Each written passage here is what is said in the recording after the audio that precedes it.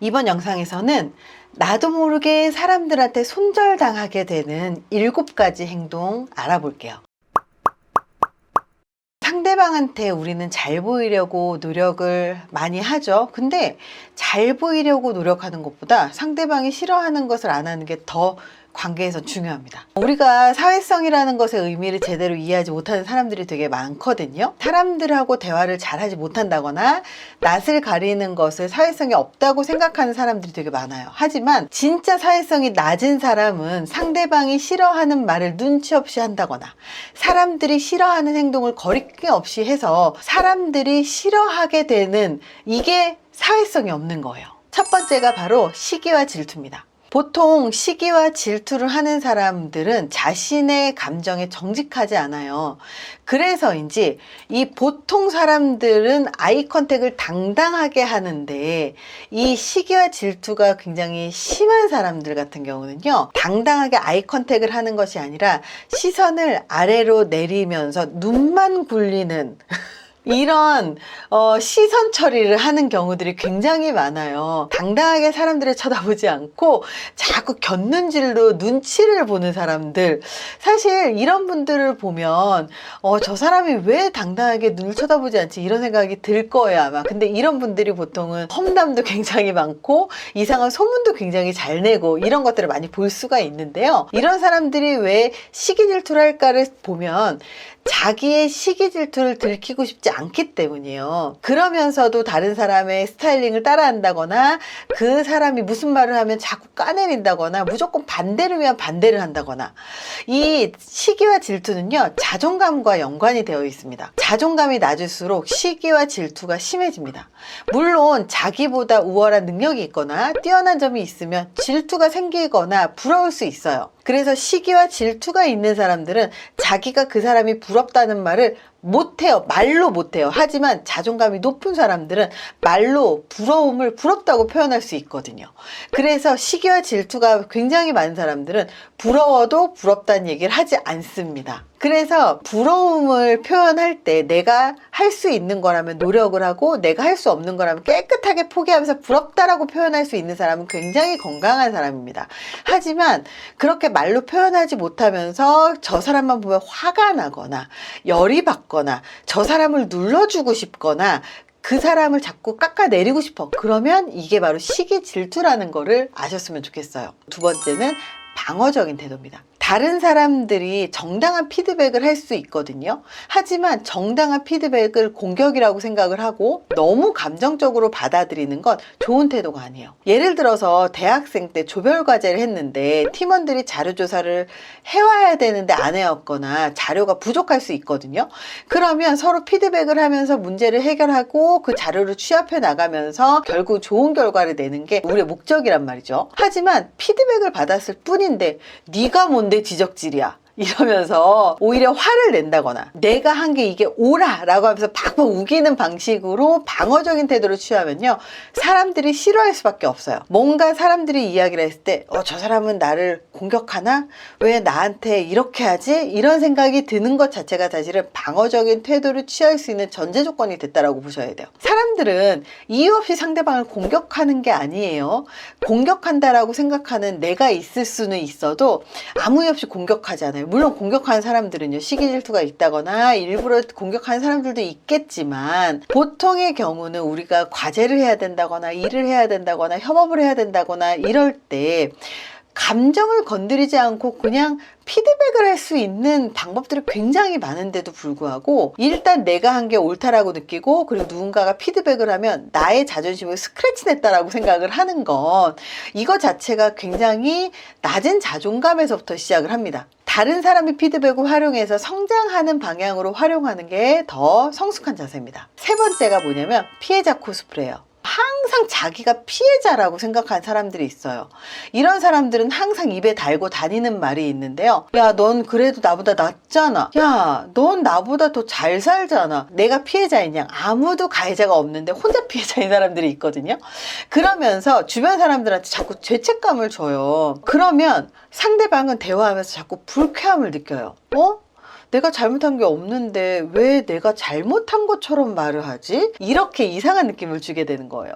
이런 사람을 만나면 우리도 대화하면서 좋은 얘기, 기쁜 얘기, 재밌는 얘기를 하고 오고 싶은데 이런 사람 만나면 자꾸 위로만 해주다가 오느라 시간이 끝나버리죠. 그렇다면 이런 관계가 정상일까요? 피해자 코스프레는요, 자기의 성장을 막을 뿐입니다. 네 번째가요, 과거 상처에 대한 집착이에요. 우리가 인생을 살다 보면 좋은 일도 있고 나쁜 일도 있어요. 힘든 일을 겪고 나면 사실 거기에서 반성도 하고, 그리고 여기에서 시행착오라고 생각하고 발전하는 게 되게 중요하고, 그렇게 발전하는 방향으로 만들었다면 상처는 훌훌 털어버려야지 돼요. 상대방이 다 바람 폈어, 그러니까 나는 누구를 만나지 않을 거야, 이렇게 자기가 받은 상처, 자기의 과거에 집착해서 훌훌 털어내지 못하고 거기에서 반성할 수 있는 것, 아니면 내가 발전할 수 있는 걸 찾아내지 못하는 사람들, 과거의 상처에서 벗어나지 못하는 거예요. 누구나 관계에서 상처받을 수 있습니다. 아무리 밝아 보이는 사람도요, 관계에서 상처받아요.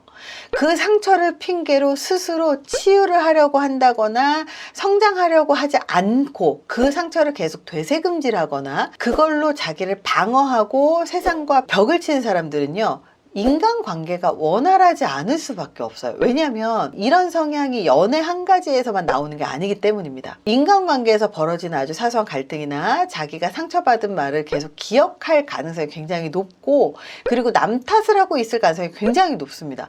중요한 건 우리가 어떤 방식으로 트라우마를 경험을 했던 간에 그 트라우마는 현재 나의 생활에 영향을 미치기 때문에 스스로 치유를 해갈 수 있도록 이 마음의 건강함, 그리고 마음의 근력을 키우는 것도 굉장히 중요합니다. 다섯 번째가 감정 기복이에요. 감정 기복이 심한 사람들이 있어요. 근데 이 감정 기복이 평상시에도 심한 사람이 있는가 반면에 친한 사람한테 유독 감정 기복을 다 드러내기도 합니다. 우리는 항상 감정을 조절하기 위해서 노력해야 돼요.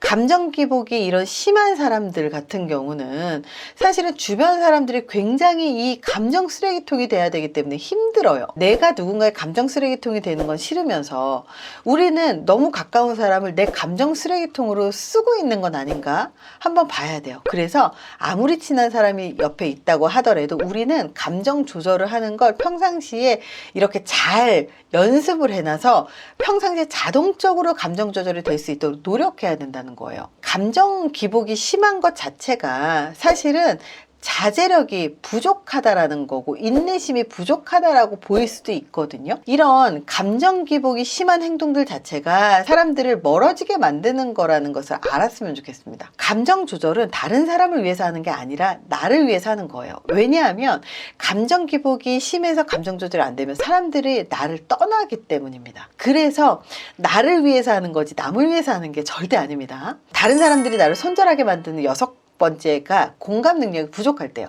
다른 사람의 입장을 잘 공감하지 못하고 자기 말만 하는 사람이 있어요. 상대가 만약에 최근에 반려동물을 떠나보내는 슬픈 일을 겪었는데 새로 산 원피스를 신이 나서 자랑해요.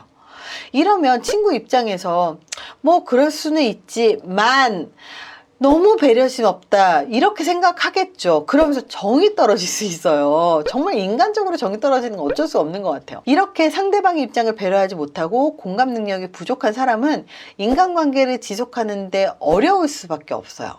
사실 공감 능력도 지능의 문제거든요. 우리가 친절함이라든지 윤리라든지 도덕성도 지능의 문제라는 얘기 많이 들어보셨을 거예요. 근데 윤리, 도덕성은 사실은 공감 능력이 기반이기 때문에 공감 능력이 결여되어 있으면 이런 상황 판단이 불가능합니다.